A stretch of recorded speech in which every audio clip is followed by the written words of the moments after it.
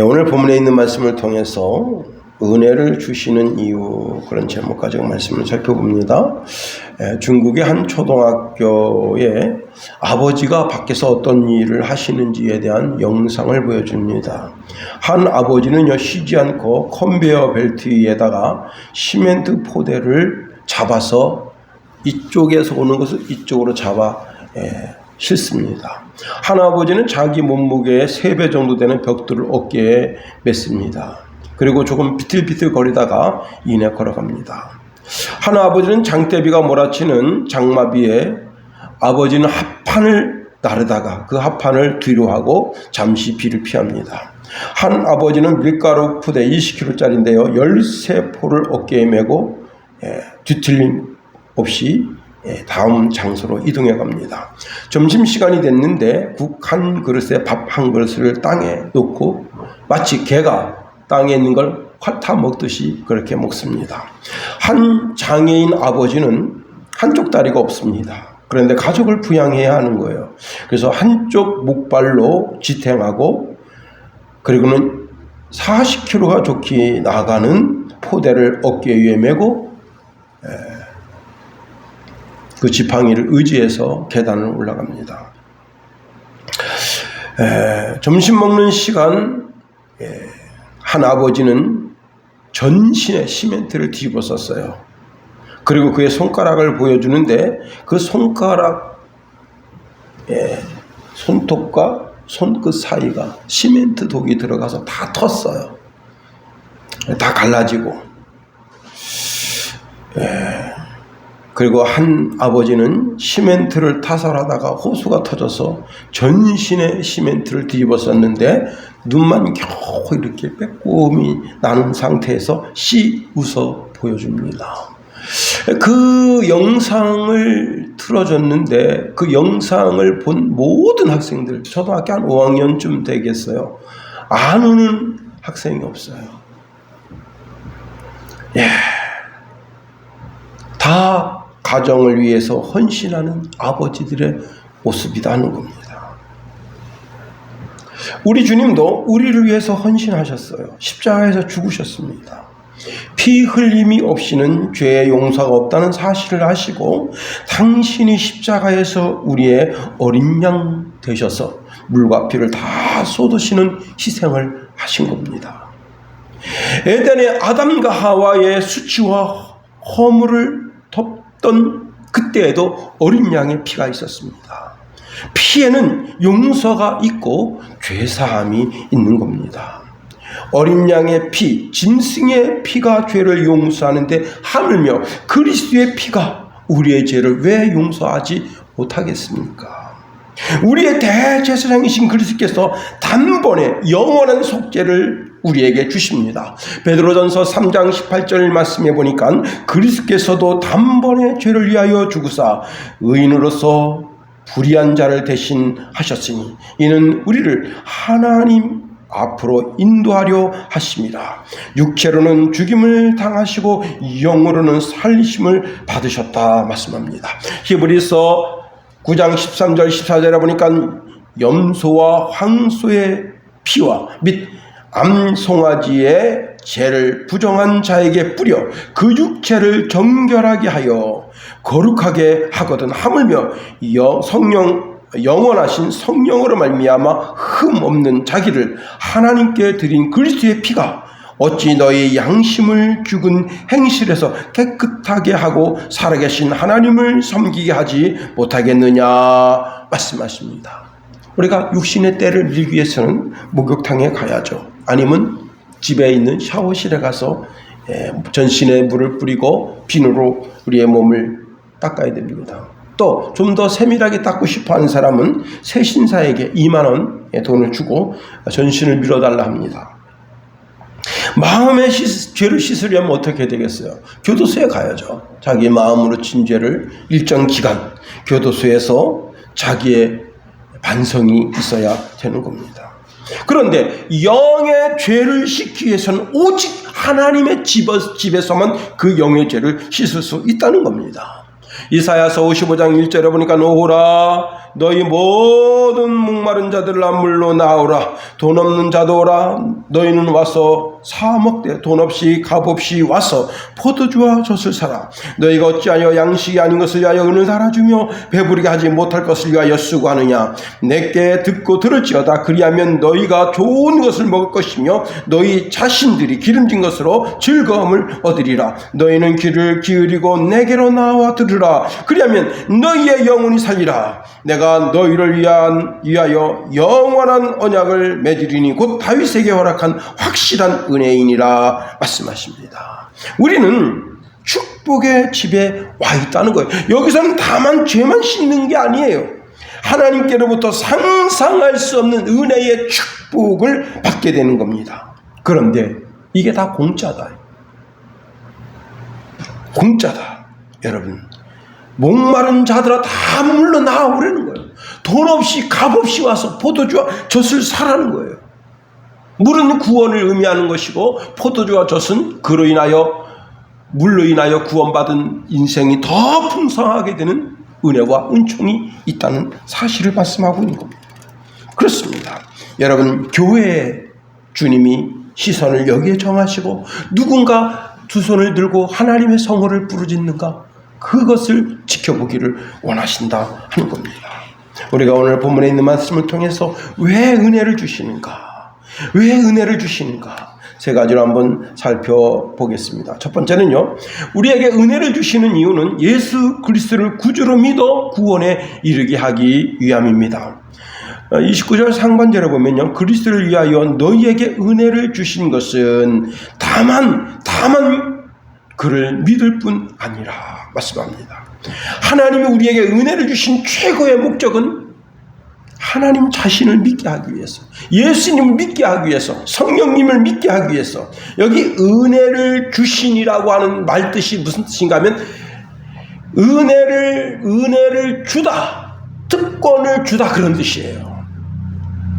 다시 말하면 우리가 예수 그리스도를 구주로 고백하고 영접하게 된 것은 내 노력과 내 힘과 내 지혜로 되는 것이 아니라 이 모든 것이 하나님의 은혜고 하나님의 선물이라 하는 겁니다.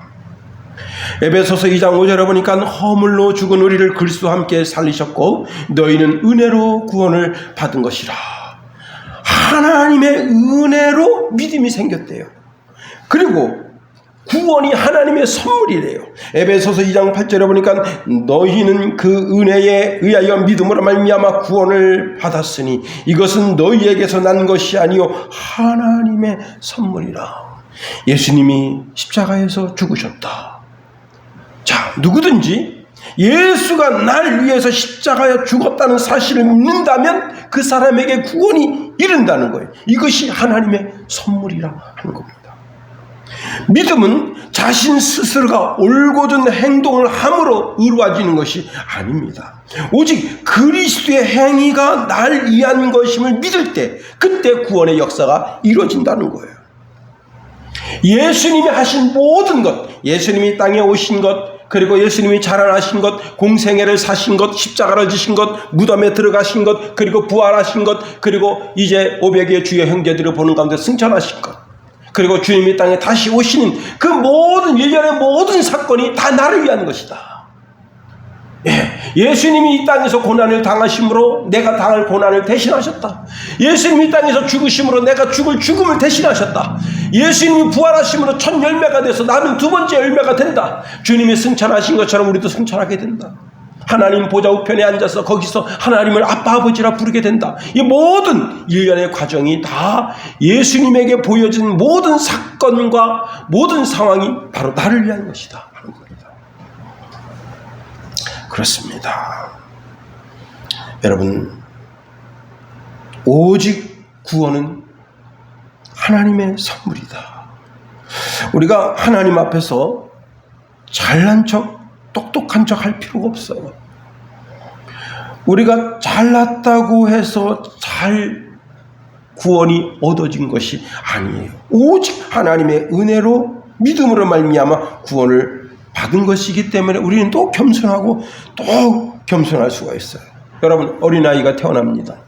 이번에 지금 국가에서 전수조사를 했어요. 2만 명 정도 되는 아기들을 전수조사를 했어요. 왜 조사를 했는가 하면 태어난 그 근거는 있는데 초등학교에 입학한 근거가 없어요. 그래서 그 초등학교에 입학한 근거가 불투명한 사람들 위주로 했더니 여러 어린 아이들이 이렇게 정말 운명을 달리했어요.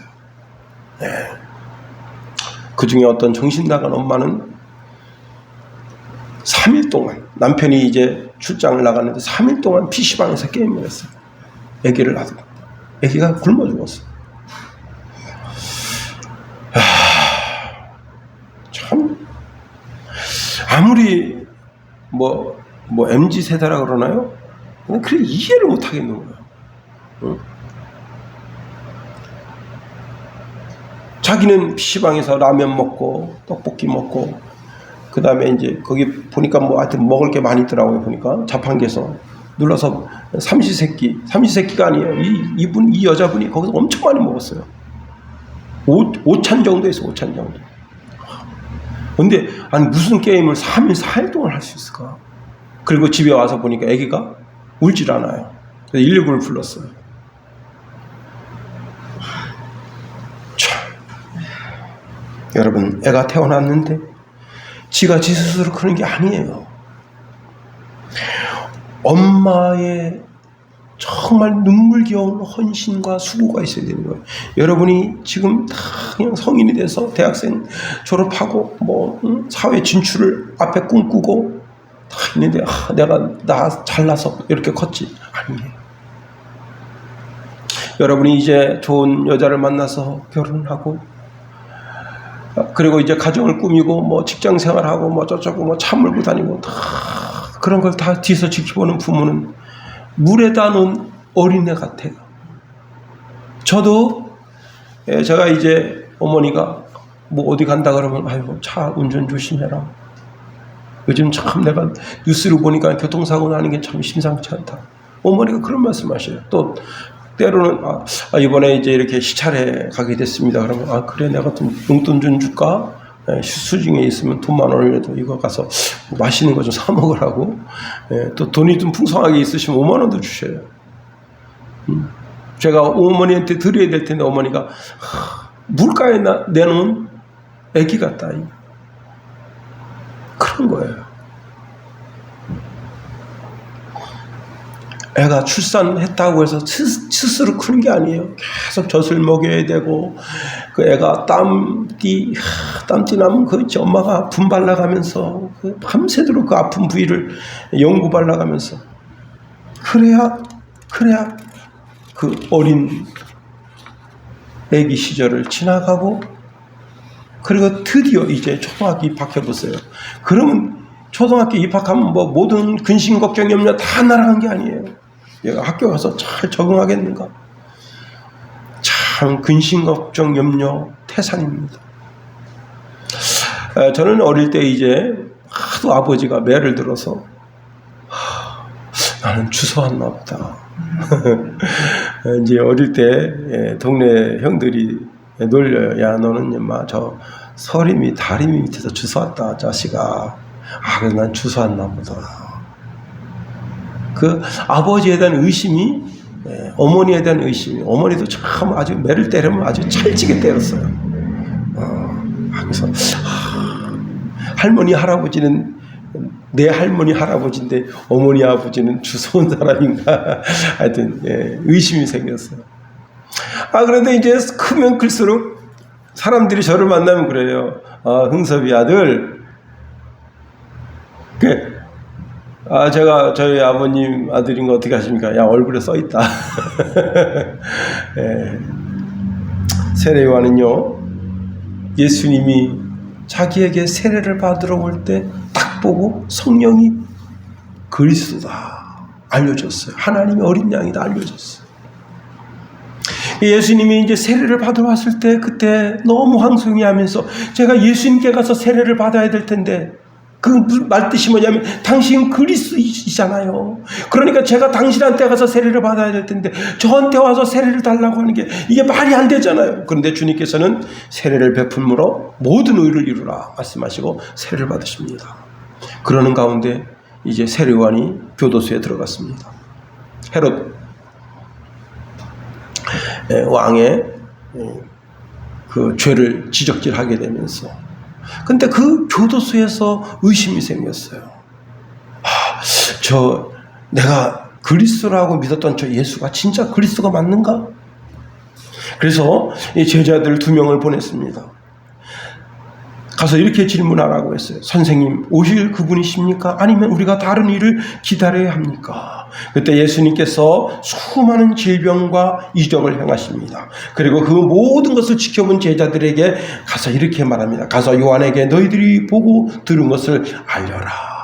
보지 못하는 사람이 보고, 다리를 저는 사람이 걷고, 문둥 환자가 깨끗해지며, 듣지 못하는 사람이 듣고, 죽었던 자가 살아나며, 가난한 자들에게 복음이 전파된다고 하여라.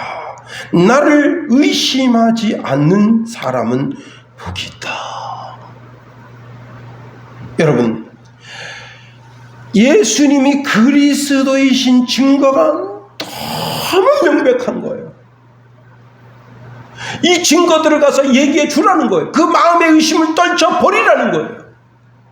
그러면서 예수님께서 요한을 극찬하셨어요. 사람이 부부 관계를 부부 관계를 통해서 태어난 사람 중에서 최고, 역대 여러분 아브라함도 있죠, 솔로몬도 있죠, 다윗도 있죠. 구약 성경 얼마나 기라성 같은 그런 신앙인들이 많습니까? 다 아니라는 거예요. 요한이 최고라는 거예요. 그런데 의심하면 어떻게 되는 거예요? 마음속에 예수님이 그리스도이신 것을 의심하면 어떻게 되는 거예요? 물거품 되는 거예요. 요한은 하나님 아버지의 음성을 들었던 사람인데 예수 그리스도에 대한 정체성을 의심합니다. 그런데 우리는 하나님의 아버지의 음성을 듣지도 못했어요.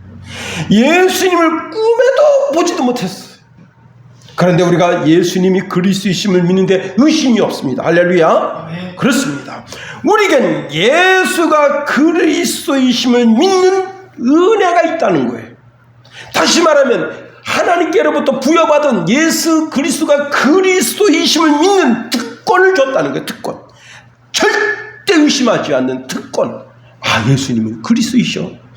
왕직, 선지자직, 대지상직을 가지신 나의 왕이셔. 나의 주님이셔. 그렇습니다.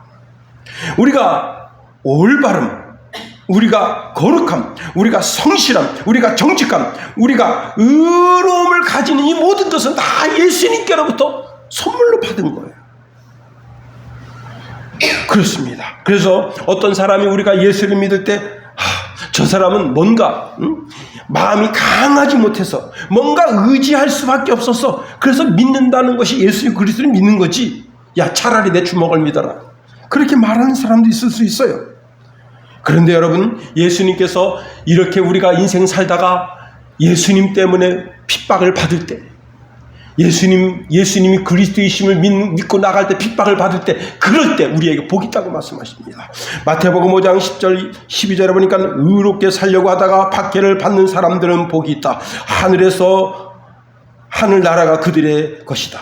사람이 나 때문에 너희를 모욕하고 박해하고 온갖 나쁜 말을 할 때 너희에게 복이 있다. 기뻐하고 즐거워하라. 하늘에서 너희 상이 크다. 너희보다 먼저 살았던 예언자들도 이처럼 박해를 받았다. 여러분, 우리가 하나님께로부터 부여받은 은혜의 특권, 믿음의 특권 때문에 우리는 예수 그리스도를 부인할 수가 없는 거예요. 세상에 어떤 사람은 도둑질하다가 들켜서 그것 때문에 고난을 받아요. 어떤 사람은 거짓말 때문에 지금 참 민주당이 해도 넘어가는 것이, 민주당은 거짓말당이에요. 거짓말당. 여러분, 공산주의는 수단과 방법을 가리지 않습니다. 내가 수단과 방법을 가리지 않는다면 그게 뭐예요? 악의 영, 사단의 영. 예수님께서 로마서 8장 44절에 마귀는 거짓말의 왕이라고 했어요. 자기가 술술 거짓말하다가 들통나서 고난을 당해요. 여러분, 그런데 우리는 그게 아닙니다. 나는 하나님의 아들이 됐어요. 하나님의 딸이 됐어요. 그래서 로마서 8장 17절에 이렇게 말합니다. 자녀라면 또한 상속자이기도 합니다. 우리는 하나님의 상속자이며 또한 그리스도의 공동의 상속자입니다. 그래서 우리는 그리스도께서 누리시는 영광에 참여하기 위하여 그분이 겪으신 고난에도 참여하는 것입니다. 여러분, 우리는 하나님의 아들로, 하나님의 딸로 이 땅에서 상속자로 살아가는 거예요. 그리고는 내가 정직하게 사는 것 때문에 고통을 겪어야 된다면 그 고통을 겪는 거예요. 내가 거짓말하지 않는 것 때문에 고통을 겪어야 된다면 고통을 겪는 거예요. 내가 성실하게 사는 것 때문에 고통을 겪는다면 고통을 겪는 거예요. 이게 의를 위하여 당하는 핍박입니다. 그렇습니다.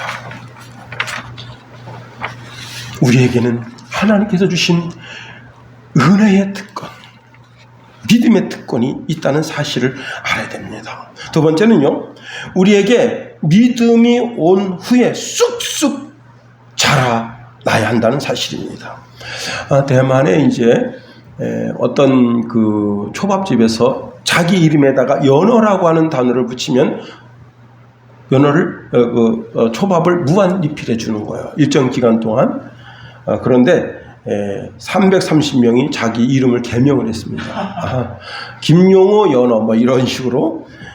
참. 그런데 별의별 사람이 다 있는데요. 그 중에 이제 어떤 사람은 자기 이름을 연어공주, 또 연어왕자, 메테오, 또 연어킹, 별의별 이름 다 붙이면서 연어라고 하는 단어를 붙였어요. 근데 이 대만법에는 이름을 3번까지만 개명할 수 있대요. 3번까지만. 어릴 때 엄마가 2번 나 이름을 개명을 한 거예요. 자기는 연어왕 김치가 된 거예요. 이제는 그 세일 기간이 끝나서 이름을 바꾸려고 했더니 법원에서 당신은 3번 기회를 다 썼습니다. 자기는 연어왕 김치를 사는 거예요. 여러분, 세상 사람들이 이렇게 자기 이름을 바꿀 수가 있어요. 제 친구는 이름을 3번 바꿨어요. 그래가지고 어느 날 김 목사 나 이름 바꿨어. 옛날 이름으로 부르면 나 김 목사를 친구라고 말 안 해. 그래서 예 알겠습니다. 저보다 2살 많으신데 예 알겠습니다. 근데 그렇게 또 지났는데 한 4, 5년 지났네. 나 이름 그 2번째 이름도 별로 현찮아. 다시 이름 바꿨어.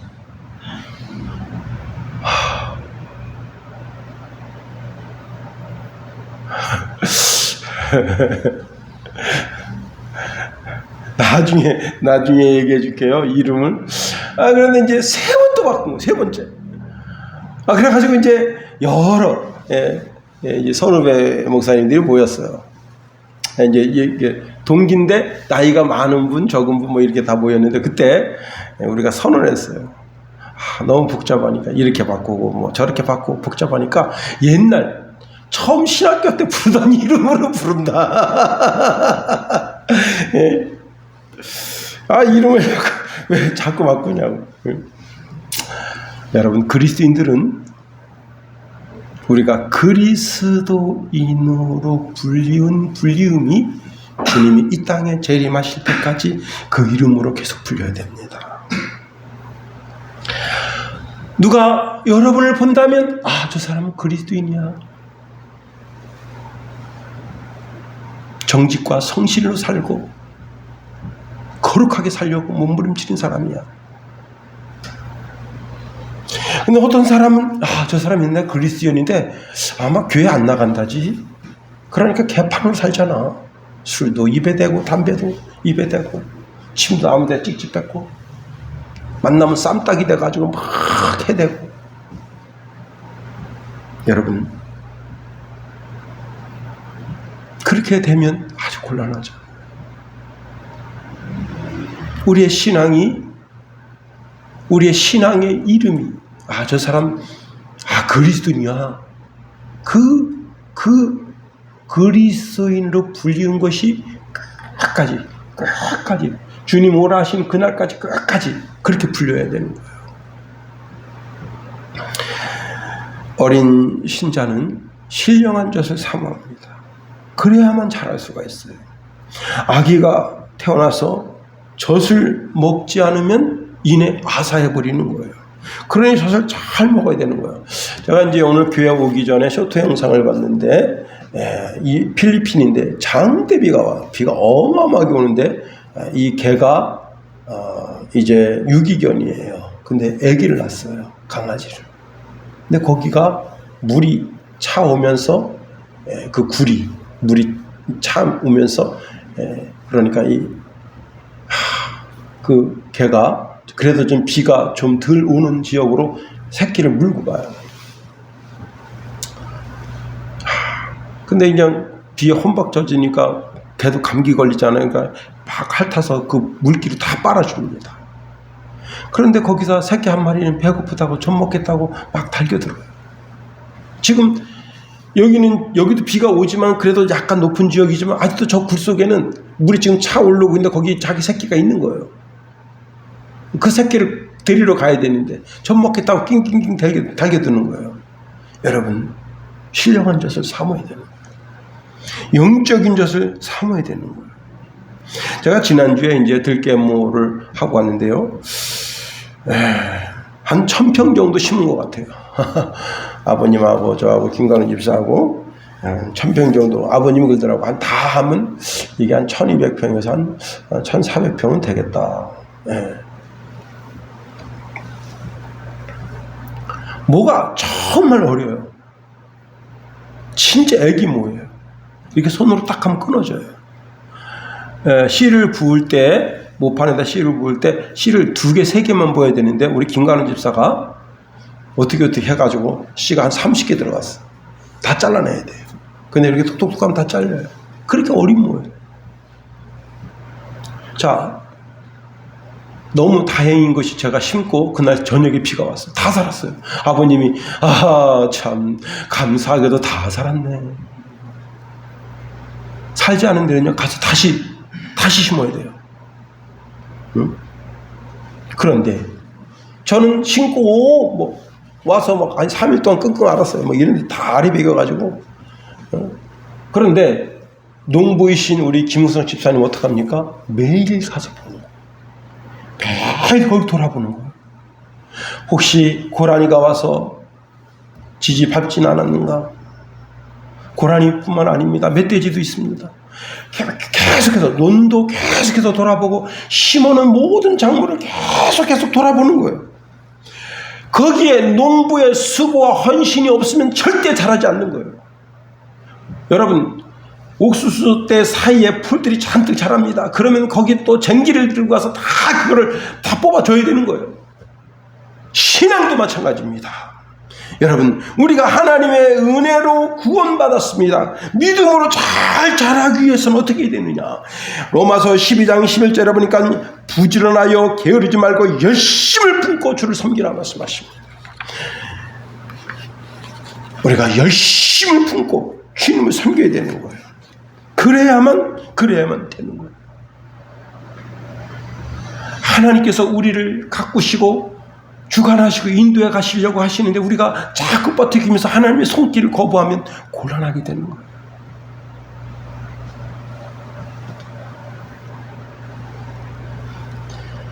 그렇습니다. 우리가 신령한 젖을 먹는 시간이 지금이에요. 지금 우리가 하나님의 신령한 젖을 먹는 거예요. 하나님의 말씀, 영의 양식인 생명의 말씀을 먹는 거예요. 너무너무 놀랍고 감사한 것은 우리가 이렇게 영의 양식을 먹고 우리가 조금씩 성장해서 나중에는 원숙한 신앙인이 되는 거예요. 다른 사람을 가르칠 수 있는 신앙인이 되는 거예요. 이 시대에 기둥같이 일어나는 신앙인이 되는 거예요.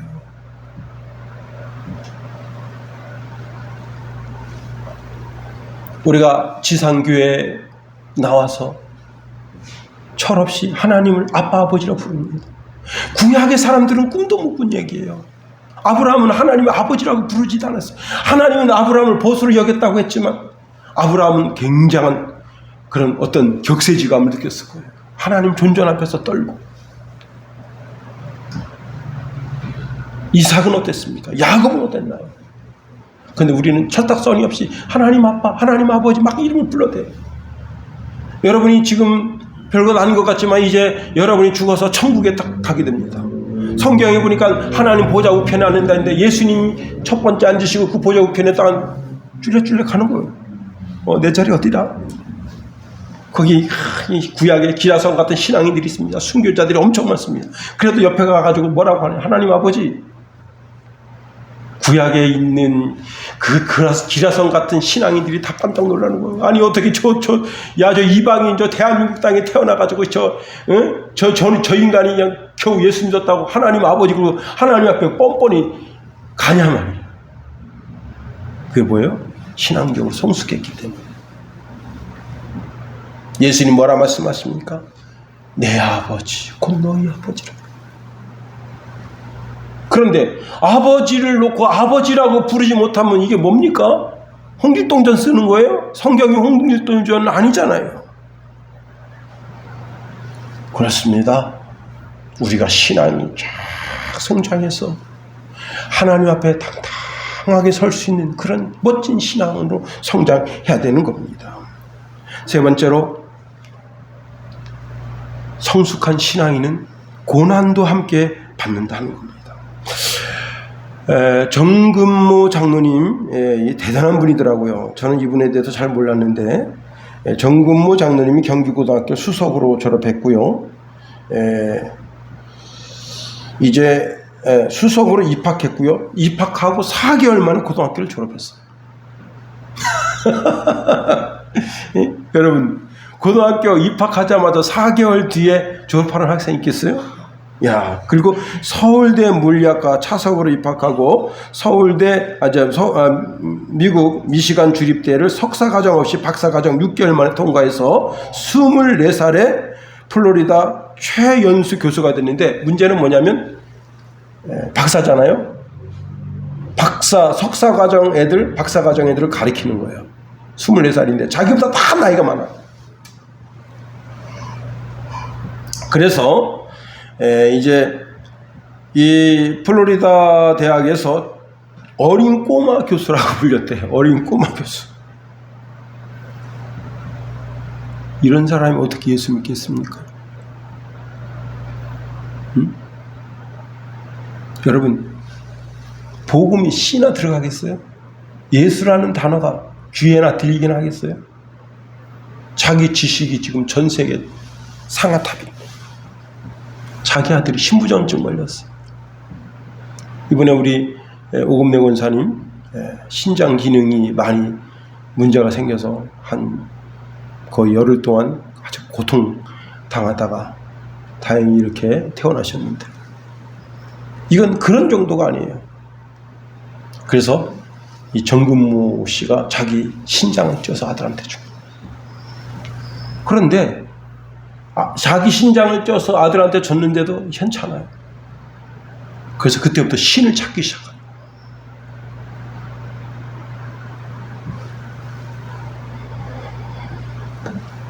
그래서 그가 예수 그리스도를 구주로 영접하고 그리고는 이제 아들을 병간호를 하는데 생명한 주의 음성을 듣게 됩니다. 이런 음성이 들립니다.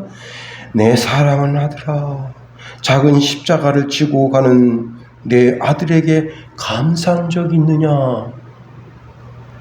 이게 무슨 소리예요? 여러분 신장이식 수술 받으면요 10년밖에 못 살아요. 많이 살아요. 14년 정도 살아요. 그 광진교회 장로님 14년 사셨어. 예수 믿는 사람 틀리긴 틀리더라고.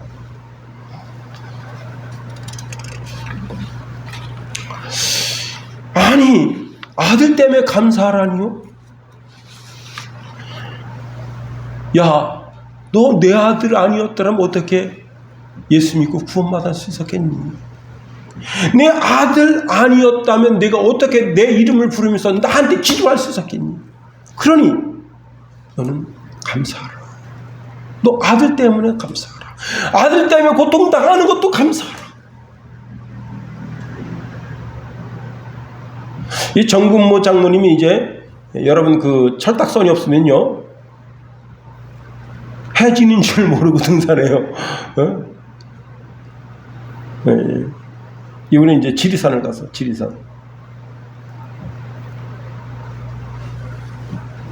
지리산을 갔는데 여러분 겨울에는 해가 일찍 져요. 지금 아직도 지금 이제쯤 아마 해가 질 거예요. 근데 해가 지니까 겁이 난 거예요. 어디로 가야 될지 모르겠어. 그래가지고 자기가 그 산에서 엎드려서 하나님께 기도합니다. 하나님, 저 큰일 났습니다. 어디로 가야 될지 모르겠습니다. 길 좀 알려주십시오. 그랬더니 주의 음성이 들립니다. I am the way. 예? I am the way. 너 신앙의 길부터 바로 찾으라.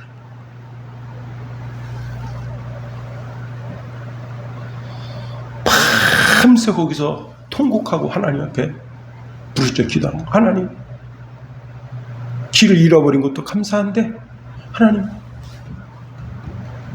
제가 바른 신앙길 갈 수 있게 도와주소서.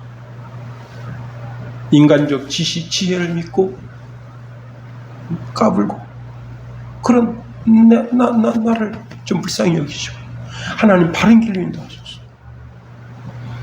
여러분 오늘 29절 한번 읽어볼까요? 29절 시작. 그리스도를 위하여 너희에게 은혜를 주신 것은 다만 그를 믿을 뿐 아니라 또한 그를 위하여 고난도 받게 하려 하심이라. 여러분 사도 바울은 빌립보 교회를 세울 때 얼마나 큰 핍박을 받았습니까? 귀신 들려 평생의 그 육신과 영혼이 매여 있는 여종을 고쳐줬는데 감사하지는 못할 망정. 여러분 귀신 들린 사람 안 봤죠?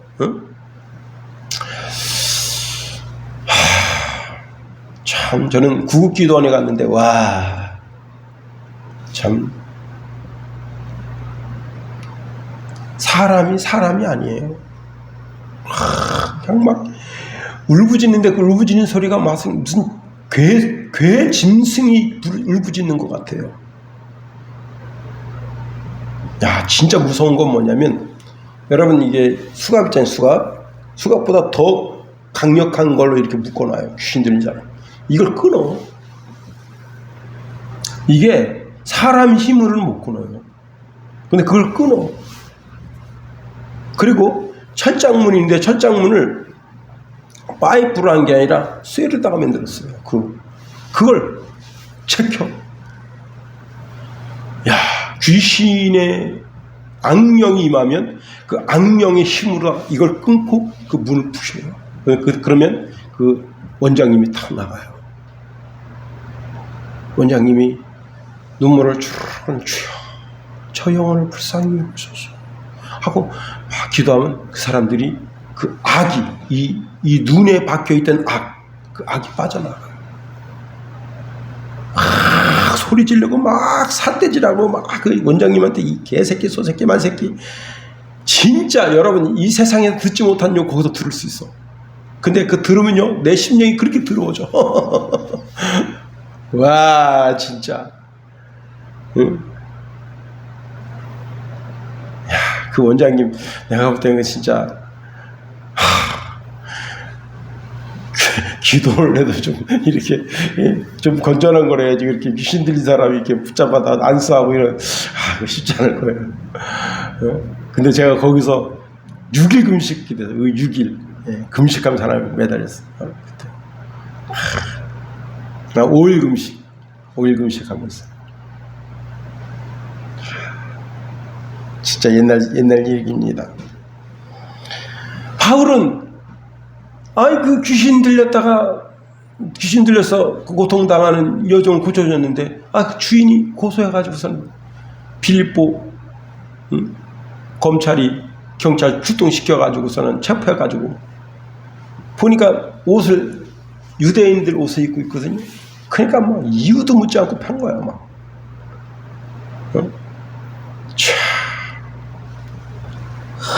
흠뻑 터지고 도저히 상상할 수 없는 고난을 거기서 겪은 거야. 여러분 진짜 맞다가 죽을 수도 있어요. 응? 그런데 그런 고통과 고난을 거기서 겪었는데 그날 밤에 하나님께서 그 찬송을 들으시고 그 기도를 들으셨잖아요. 그 찬송과 기도가 뭐예요? 신음소리야, 신음소리. 진짜 내가 주님을 위해서 예수님 십자가에서 달리신 그 고통과 고난을 여기서 맛보네요. 주님이 채찍 맞으신 그 고통을 여기서 맛보네요. 그 정말 그 울음 섞인 기도, 울음 섞인 찬송 올려드리니까 하나님께서 불쌍히 여기셔서 옥토가 다 움직이니까 죄수들이 그냥 그 흉악범들이 다 도망가. 근데 바울과 실라는 거기서 간수를 전도시키고 그 가정에 다 세례를 주고 그렇게 해서 그 빌립보 교회를 세울 때 여러분 고통과 고난과 시련과 환난의 역사를 통해서 그 빌립보 교회를 세웠다. 다시 말하면 예수 믿을 때 반드시 뭐예요? 우리도 고통과 고난이 있다. 그 고통과 고난을 두려워하지 말라는 거예요. 우리가 장차 받을 영광과 좋게 비교할 수 없다는 거예요. 그리고 나를 죽이는 자를 두려워하지 말라는 거예요. 나를 능히 죽여서 지옥불에 던지실 그 하나님 아버지를 두려워하라는 거예요. 용기 백배하게. 그렇습니다. 여러분 사도 바울은 인간으로서는 상상할 수 없는 시련과 역병을 겪었습니다. 여러분 40에 하나 감암매를 5번이나 맞았고 3번은 태장을 맞았고 돌에 맞아 죽을 뻔했고 전도의 여행을 하면서 바다의 위험, 태풍의 위험, 강도의 위험, 상상할 수 없는 위험을 겪었다. 그러면서 빌립보 교회를 향해서 뭐라 말하는 거예요? 빌립보서 주자가 기뻐하라. 기뻐하라. 내가 다시 말하는 기뻐하라. 바울은 지금 뭘 보는 거예요? 앞으로 빌립보 교회를 향한 어마어마한 시련이 핍박이 올 것을 보는 거예요. 왜? 자기도 예수 믿고 핍박을 받았거든. 여러분도 그 핍박이 오게 될 때가 있을 거예요. 그럴 때 내가 확실한 예수쟁이구나. 여러분 예수쟁이 아니면요 그런 신앙적 갈등도 없어. 그냥 야 술 먹으러 가자. 그래 한 잔 먹지 뭐. 야 담배 먹자. 그래 담배 하나 먹지 뭐. 이거 먹어야 되나 말아야 되나. 이거 술 마셔야 되나 말아야 되나. 이런 갈등이 없어. 예수 안 믿는 사람은 할 필요가 없어. 그냥 밥 먹다가 술 한 잔 따라주면 오늘따라 술 땡기는데? 그러고 마시는 거예요. 그러나 정말 신실한 기독교인을 살려고 하면 그 한 잔을 받으면서도 이 주가 아닌데 응? 고민하게 되는 거예요. 그런 갈등이 있는 거예요. 점점 그 갈등을 극복하고 이겨야 되는 그런 참된 신앙인이 되어야 되는 거예요. 이제 말씀을 마칩니다. 하나님은 내게 은혜의 특권, 믿음의 특권을 주시는 거예요. 그래서 나는 예수 그리스도를 구주로 영접하고 하나님의 자녀가 된 거예요. 그 은혜 가운데 구원받은 우리가 점점 자라서 성숙한 신앙인이 되어야 하고 최종적으로는 어떤 시련과 환난과 역경이 와도 능히 견딜 수 있는 그런 올곧은 신앙인이 되어야 하는 겁니다. 이로 인하여 하나님께 영광 올려드리는 저와 여러분이 다 될 수 있기를 예수님의 이름으로 축원해드립니다. 주기도문 하겠어요? 하늘에 계신 우리 아버지의 이름을 거룩하게 하시며 아버지의 나라가 오게 하시며 아버지의 뜻이 하늘에서와 같이 땅에서도 이루어지게 하소서. 오늘 우리에게 이러한 양식을 주시고 우리가 우리에게 잘못한 사람을 용서하여 준 것 같이 우리 죄를 용서하여 주시고 우리 시험에 빠지지 않게 하시고 악에서 구하소서. 나라와 권능과 영광이 영원히 아버지의 것입니다. 아멘.